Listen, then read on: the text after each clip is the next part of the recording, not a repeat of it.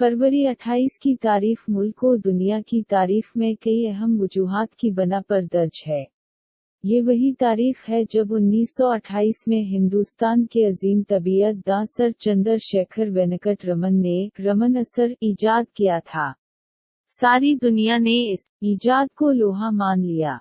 ये फिजिक्स के संजीदा मौजू में एक अहम दरियाफत थी। एक शफ़ाफ मवाद से गुजरने पर रोशनी की शुआओं में होने वाली तब्दीली पर इस अहम दरियाफत पर इन्हें 1930 में फिजिक्स का नोबेल इनाम दिया गया। वो ये एजाज हासिल करने वाले न सिर्फ हिंदुस्तान बल्कि एशिया के पहले साइंसदां थे।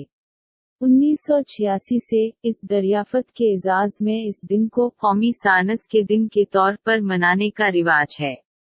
1954 में भारत ने इन्हें एला तरीन शहरी एजाज भारत रत्न से नवाजा। अजीम साइंसदां सीवी रमन ने के.एस. कृष्णन समेत दीगर साइंसदानों के साथ मिलकर रमन असर दरियाफत किया था। रेमन असर आज भी कई जगहों पर इस्तेमाल हो रहा है। जब चंद्रयान -1 ने चांद पर पानी की मौजूदगी का ऐलान किया तो इसके पीछे भी रमन असर था। रमन असर फारेनज़िक साइंस में भी बहुत मुफीद साबित हो रहा है। वो 7 नवंबर 1888 को मद्रास प्रेसिडेंसी में पैदा हुए। रमन ने 1907 में असिस्टेंट अकाउंटेंट जनरल की मुलाजमत इख्तियार की, लेकिन साइंस हमेशा इनकी पहली मोहब्बत रही। वो किसी न किसी तरीके से लेबॉरेटरी पहुंचकर अपनी तहकीक करते थे। 1917 में इन्होंने सरकारी मुलाजमत छोड़ दी और कलकत्ता यूनिवर्सिटी में फिजिक्स के प्रोफेसर बन गए। यहीं से रेमन असर दरियाफत हुआ। इनका इंतकाल 1970 में हुआ। आज के दिन 1963 में मुल्क के पहले सदर राजेंद्र प्रसाद का इंतकाल हुआ। प्रसाद 26 फरवरी 1950 से 1962 तक सदर रहे। वो वाहिद सदर हैं जिन्होंने बतौर सदर 2 बार खिदमत अंजाम दी। सदर का ओहदा छोड़ने के बाद इन्होंने पटना के करीब सदाकत आश्रम में आम जिंदगी गुजारनी शुरू की। सदारत से सुबकदोश होने के बाद इन्हें भारत के सबसे बड़े शहरी एजाज भारत रत्न से नवाजा गया। राजेंद्र प्रसाद 3 दिसंबर 1884 को बिहार में पैदा हुए। सिवान जिला के जराडी गांव में पैदा हुए। 12 साल की उम्र में इनकी शादी राजवंशी देवी से हुई।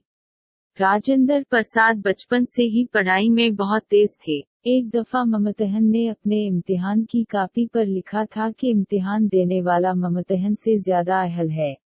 ग्रेजुएशन मुकम्मल करने के बाद वो मुजफ्फरपुर के लुंगत सिंह कॉलेज में प्रोफेसर के तौर पर काम करने लगे और कुछ अरसे बाद वहां के प्रिंसिपल बन गए। 1909 में मुलाजमत छोड़कर कानून की तालीम हासिल करने के लिए कलकत्ता चले गए।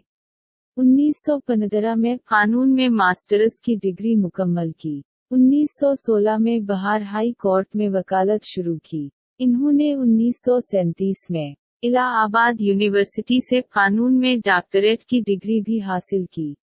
वो अपनी तालीम के दौरान 1905 में स्वदेशी तहरीक में शामिल हुए।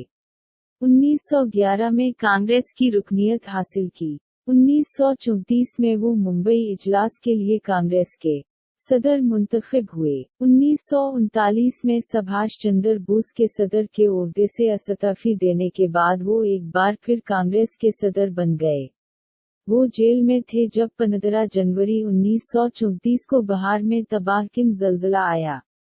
जेल से रिहाई के बाद इन्होंने ज़ल्ज़ला ज़दगान के लिए चंदा इकट्ठा करना शुरू किया और वायसराय से 3 गुना ज्यादा रकम जमा की।